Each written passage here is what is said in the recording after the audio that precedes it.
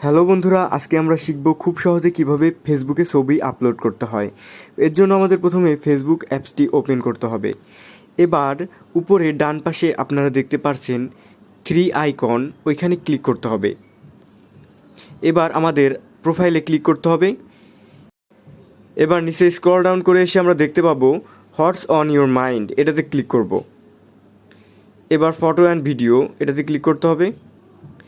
এবার গ্যালারিতে নিয়ে আসবে, এখান থেকে আমরা এই ছবিটিতে ক্লিক করলাম।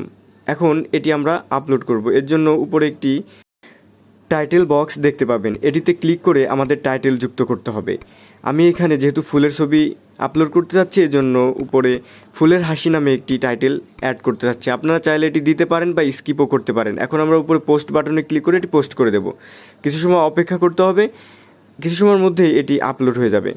এই যে দেখতে পাচ্ছেন আমাদের ছবিটি আপলোড হয়ে গেছে। এভাবে আপনারা চাইলে খুব সহজেই আপনার ফেসবুকে ছবি বা ভিডিও আপলোড করতে পারবেন।